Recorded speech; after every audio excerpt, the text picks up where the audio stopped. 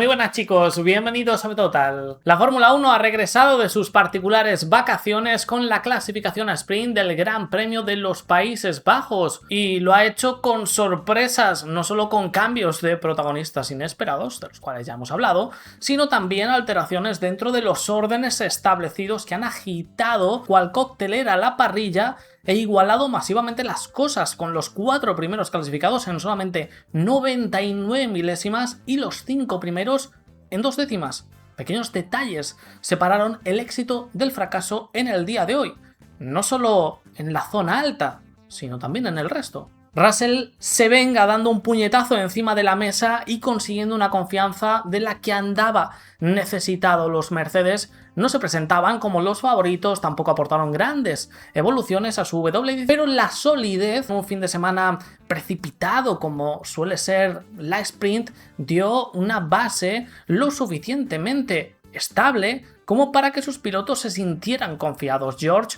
no lideró ni la SQ1 ni la SQ2, pero fue progresando para, con los neumáticos blandos en la SQ3, asestar la estacada cuando más importante era, siendo ejecución más que superioridad técnica, la clave de su minipole. Brillante hoy sí, el inglés. Antonelli pasó de encabezar los libres a tener que reconstruir su clasificación después de perder la parte trasera en su primera vuelta lanzada y atravesar la grava en la última frenada, dañando su W17 y convirtiéndose en una sesión a la defensiva a partir de ahí. Salvó la SQ1, fue sexto en la SQ2 y quinto en la definitiva a 2 décimas de su compañero. Tenía velocidad, pero no consiguió completar una sesión limpia y da oportunidades de recorte a sus rivales. McLaren ha sido el equipo más sólido en conjunto y demuestran que han llegado para quedarse, con algunas pequeñas modificaciones extras después del paquete de Hungría, centrados especialmente en la parte trasera del MCL40, y en un circuito nuevamente favorable siguen despuntando. Esto no tiene nada que ver con lo que veíamos previo a Hungría, y sus pilotos han sido brutalmente competitivos aprovechando esta máquina. En las 3 SQs eran muy constantes en su rendimiento. Aún así no iba a ser fácil por la igualdad competitiva, consiguiendo Norris un tremendo segundo lugar a solo 41 milésimas de la minipole y Piastri cuarto a 99 milésimas de la misma y a 58 de su compañero. Con diferencias de este calibre poco se puede reprochar, tanto individual como en conjunto. Lo único que obviamente se lamentan no por lo que ha sido, sino por lo que pudo ser. Pero son posiciones idóneas para atacar mañana por la victoria con un ritmo de carrera que se presupone fuerte, de los de papaya. Ferrari paga cara su indecisión. Han estrenado su nuevo paquete aerodinámico con 5 elementos de novedad, de los que destacan difusor, suelo, nuevos Wing Wings, pero decidieron no usar el nuevo suelo en los libres 1 por precaución, por la situación complicada del asfalto, de la sesión, que fue en un principio semi-húmeda, pero finalmente lo colocaron de forma directa en la clasificación, lo que les llevaría a estar suboptimizado y generar probablemente algunas irregularidades.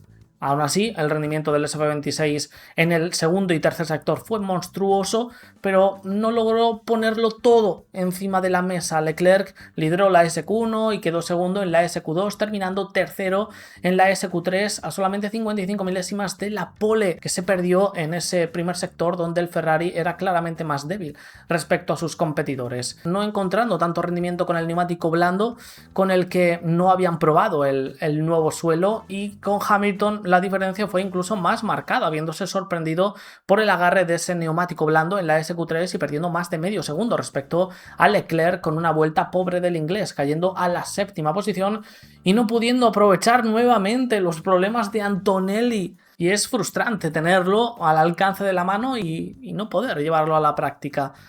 Hay potencial y con optimizaciones el resto del fin de semana puede ser triunfal, pueden ir de menos a más, claramente. Hay velocidad, hay competitividad, pero hay que aprovecharlo. Es lo de siempre con Ferrari. Red Bull, siendo la gran protagonista de la previa con la renovación de Verstappen y el regreso de Lawson al equipo grande para sustituir al lesionado Hadjar, ha decepcionado profundamente. No han traído evoluciones para el RB22 y se ha quedado claramente atrás. Nunca llegó a tener rendimiento suficiente para poner en duda al resto de los intocables, en tierra de nadie entre la zona alta y la zona media. Frustrante tras la firma y siendo el último gran premio de casa para el piloto holandés, pero es la realidad actualmente de Red Bull y la que probablemente se extienda como mínimo hasta finales de este año.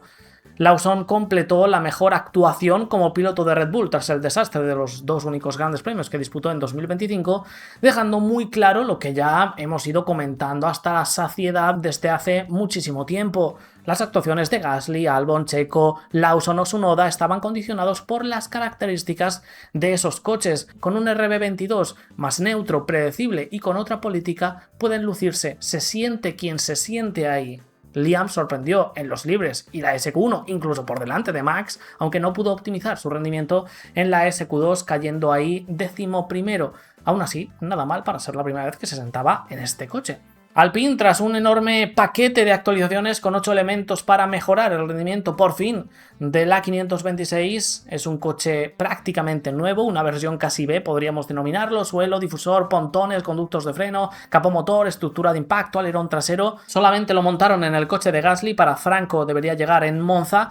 Y la mala noticia para el argentino es que el diferencial fue brutal y él se quedó peleándose con un coche muy débil a estas alturas de la película, cayendo en la Q2 13º. Pero la buena noticia, tanto para él, porque podrá disfrutarlo dentro de muy poco, como en conjunto, es que precisamente el paquete parece ser el punto de inflexión que estaban buscando.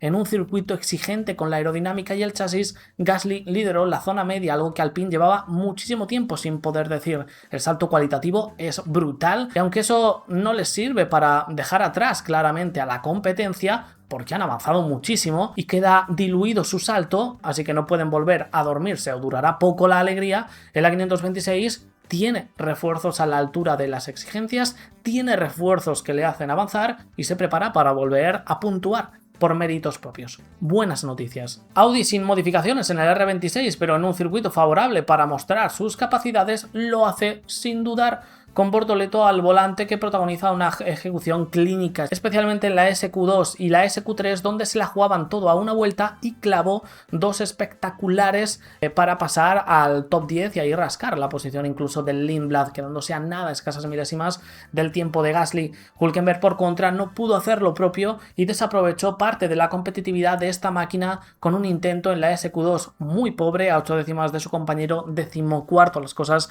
no funcionaron en este lado del garaje cuando no había margen de error. Mañana Gabriel luchará por el último punto disponible, mientras Nico deberá prepararse mejor para el resto del fin de semana, porque rendimiento claramente hay.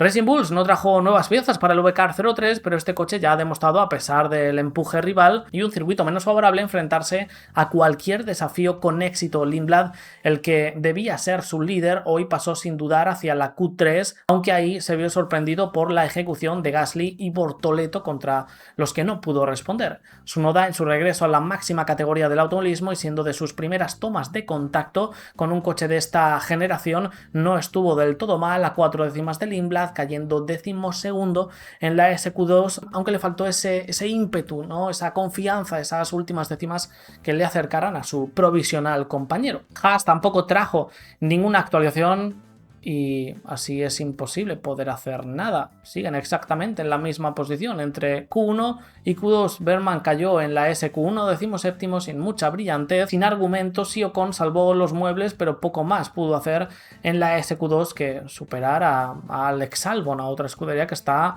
en una situación similar, porque Williams tampoco trajo actualizaciones. Esperan a Bakú para al menos tener un impulso de rendimiento con la nueva versión del FW48, que veremos a dónde les lleva.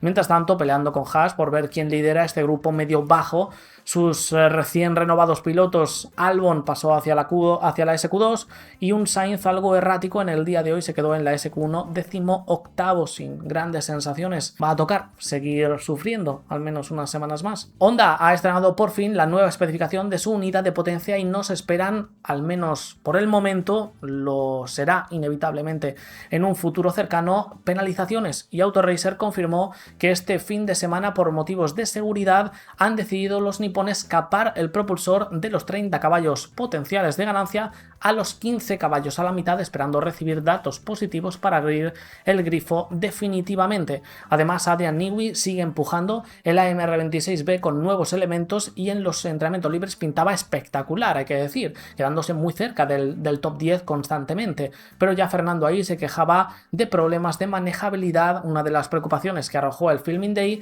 y que deberán ir solucionando con el paso del tiempo. el motor empujaba en las frenadas, en las curvas, y la aerodinámica activa no funcionó. El alerón trasero no se abría para el piloto español, había vibraciones enormes en las rectas, decía, a lo que llevó a un error de Fernando Alonso en uno de sus intentos que dejó plano los neumáticos y perder en conjunto una cantidad masiva de tiempo que no le permitió ni siquiera el poder competir.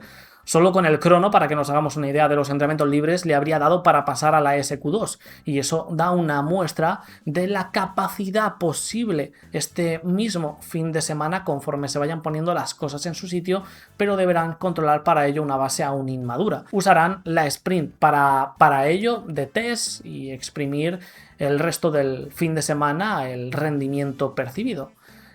Y finalizamos con Cadillac, que tras la destitución de Graeme Lowdon y la llegada de Martin Budkowski no ha cambiado, como es lógico, en exceso la situación. Es algo que se verá en el medio-largo plazo, no en el cortísimo.